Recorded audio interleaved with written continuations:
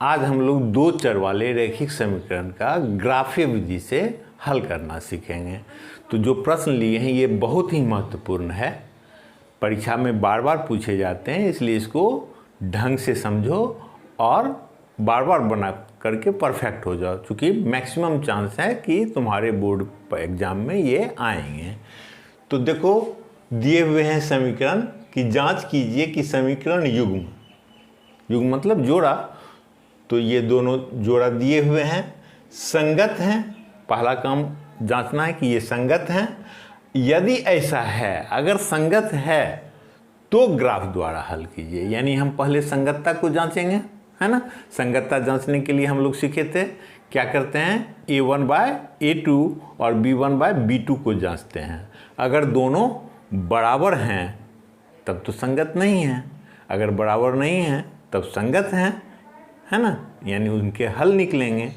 तो बराबर नहीं हैं या हैं, यह हमको देखना है। तो चलो स्टार्ट करें।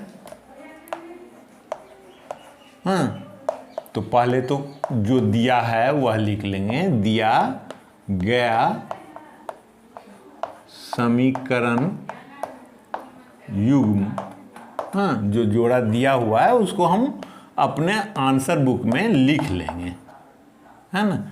6 और दूसरा है 2x - 3y = 12। इसको 1 दे दिए, इसको 2 दे दिए। ठीक, पहला काम करना है कि समीकरण युग्म संगत हैं या नहीं, इसकी जांच। यानी हम a1/a2 निकाल के देखें क्या है। यहाँ देखो a1, इसमें x में कुछ भी गुना नहीं है ना। यानी x का गुणांक क्या है, भूत है ना, दिखाई नहीं पड़ रहा है। तो जब भी भूत हो तो उसका मान कितना होगा, 1 होगा। और इसमें तो दिखाई पड़ रहा है कितना, 2, तो बटे 2। तो a1/a2 का मान हो गया 1/2। चलो b1/b2 का वैल्यू देख लेते हैं, है ना। ये देखो यहाँ प्लस है ना। तो ये 3 और इसका -3, है ना। b1 3 और b2 -3 यानी -1। तो इसका 1/2 आया और इसका -1 आया, तो दोनों तो बराबर नहीं हुए। इसलिए हम लिख देंगे a1/a2 बराबर नहीं है b1/b2 के। ठीक है, अतः समीकरण युग्म क्या है, संगत हैं। अब अगर संगत हैं तो इसके हल निकालने हैं, और हल कैसा करना है, तो ग्राफ के द्वारा। ठीक, तो पहला काम तो हमारा हो गया। चलो दूसरा करते हैं, कैसे करेंगे, इसको मिटा देते हैं।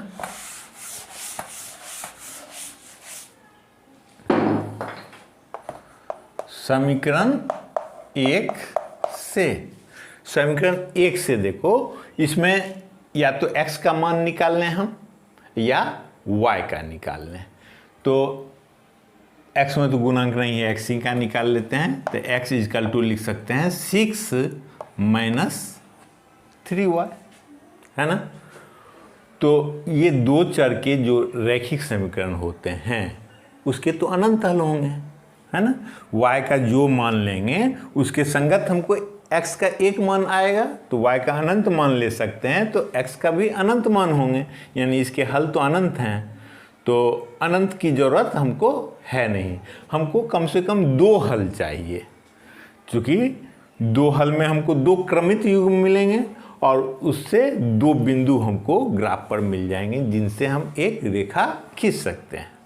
तो हमको चाहिए दरअसल कम से कम 2 ही बिंदु, अधिक से अधिक तुम जितना ले लो, लेकिन कोई खास अर्थ नहीं है। 3 रखा करो, इसलिए 3 रखोगे तो 2 बिंदु से एक रेखा जाएगा, और अगर तीसरा बिंदु उसी रेखा पर आया तो तुम समझना कि हमारा टेबल सही बना। अगर तीसरा बिंदु उस रेखा से बाहर चला गया तो लौट करके आना और चेक करना कि टेबल में कहाँ पर गलती है, यानी हल युग्म जो निकाले हैं क्रमित युग्म, वो कहाँ गलती है उसको चेक कर लेना है। तो अब इसमें क्या करेंगे हम, y का मान डालते जाएंगे और x का मान हमको मिलते जाएगा, है ना।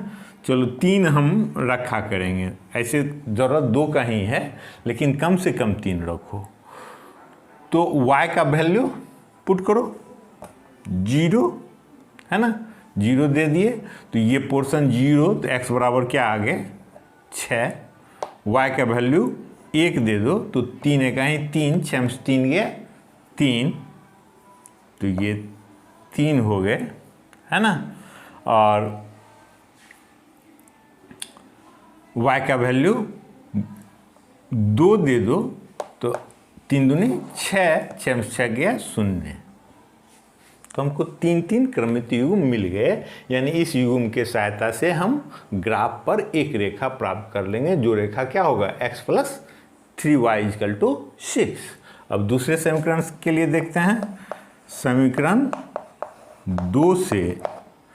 2 से देखो x का मान निकालेंगे तो 3y को इधर ट्रांसफर कर देते हैं, है ना। x = तो ये 12 - 3y ट्रांसफर हो जाएगा तो क्या हो जाएगा +3y, है ना। और ये 2 है, 2 यहाँ नहीं लिखे हैं, 2 को इधर लाएंगे तो क्या होगा, गुना है तो भागा, तो हमको मशीन मिल गया, है ना। अब इसमें केवल डालते जाएंगे y का मान और x का मान हमको मिलते चला जाएगा, है ना। तो इस रूप में लिख लिया करो और फिर बहुत आसान होता है। चलो 3 गो मान इसका भी निकालना है, ठीक। तो y का मान यहाँ भी 0 रखें तो क्या आते हैं, ये पोर्शन 0, 12/2 यानी 6, ठीक। अब देखो कि y का मान अगर हम धनात्मक लेंगे तो ये बड़ा होते चला जाएगा ना, तो x का मान बड़ा होते चला जाएगा। तो क्यों नहीं हम ऋणात्मक ले लें।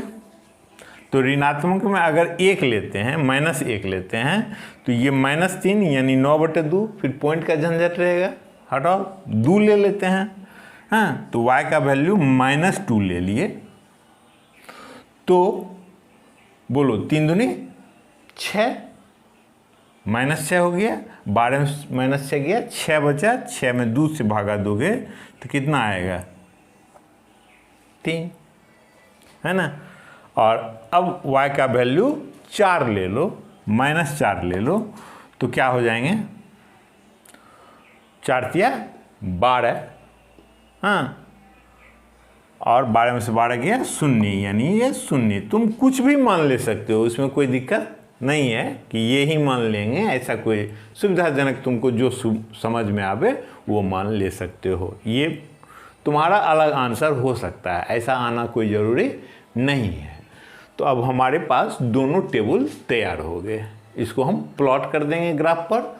सपोज करो ये ग्राफ है, ये पेज है, तो तुम बीच में ऊपर से नीचे एक एक्सिस खींच लो जिसको हम कहेंगे y एक्सिस, और बीच में ही ये x एक्सिस क्षैतिज वाला लेंगे, x डैश, y डैश। ये ऑरिजिन हो गया, 0 हो गया ये, है ना। हम 0 अभी संख्यात्मक मान इसका 0 है, ऐसे ऑरिजिन ये कहलाते हैं।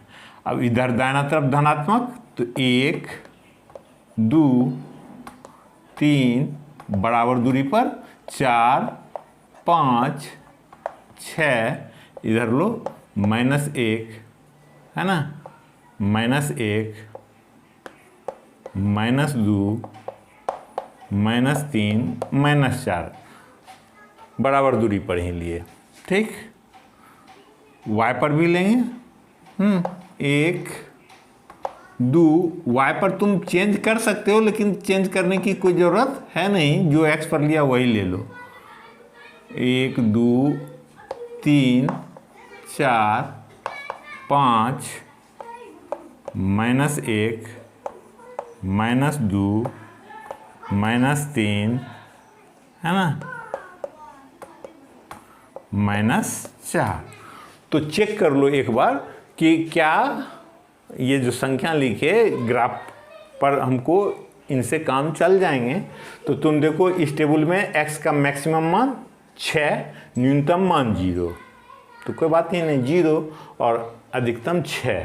इस टेबल में भी 6 और 0 ही है, तो x का काम हो जाएगा।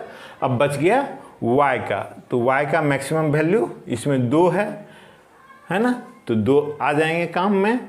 और फिर y में ऋणात्मक में -4, तो -4 भी अंकित है, यानी सब काम हो जाएंगे। तो चलो पहला अंकित करते हैं। पहला क्या है, पहला समीकरण का 6 0, तो x पर 6 लेंगे, y पर 0 लेंगे। y का 0 तो यही है, तो यानी यही रहेगा, ये हो गया 6 0। दूसरा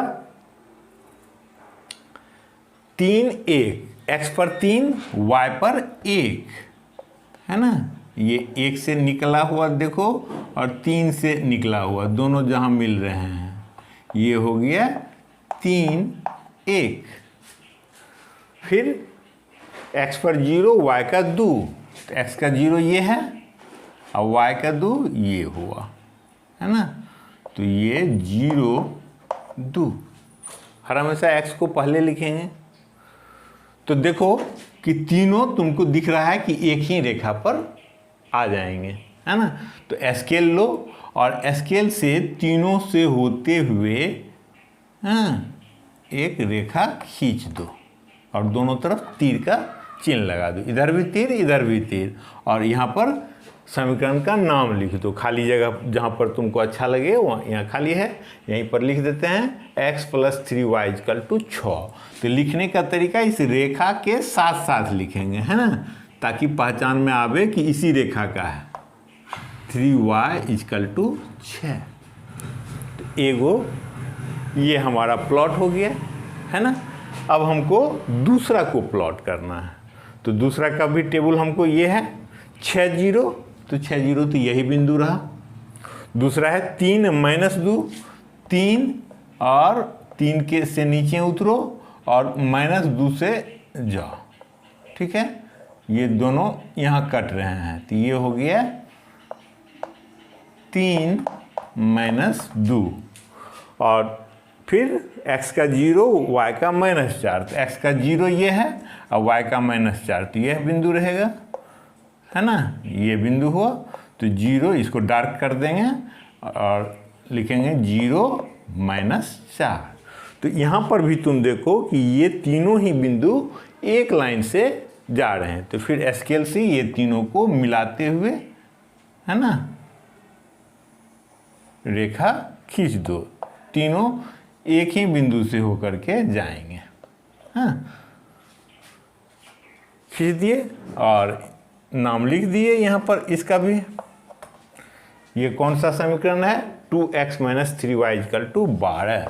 तो सटा करके 2x - 3y = 12, समीकरण का नाम दोनों का लिख दिए, है ना, और दोनों तरफ तीर का चिन्ह लगा दिए, क्योंकि ये तो बढ़ते जाएंगे। हो गया। अब ग्राफ द्वारा हल कीजिए। तो ग्राफ को प्लॉट कर दिए, अब हल देखना है। तो दोनों रेखा में कौन सा बिंदु भयनिष्ठ है ना, 6 0 इस पर भी है और इस पर भी है। तो तुम लिखोगे ग्राफ से हाँ, दोनों रेखाएं हाँ 6 0 पर प्रतिच्छेद करती है। 6 0 पर प्रतिच्छेद कर रही है, यानी ये 6 0 जो है इस रेखा का भी सॉल्यूशन है और इस रेखा का भी। तो यही तो निकाय का युग्म का, तो यानी युग्म का जो हल है वह दोनों का हल है। तो दोनों का हल तो यही 6 0 है, इसका भी और इसका भी। तो इसका मतलब क्या हुआ, x के जगह पर 6, y की जगह पर 0, इसीलिए x = 6, y = 0। हाँ, समीकरण निकाय का हल है। हम लास्ट में फाइनल उत्तर लिख के कमेंट कर दिए। तो उम्मीद है अच्छे ढंग से समझ गए होंगे। इसको बार बार बना करके परफेक्ट हो जाओ।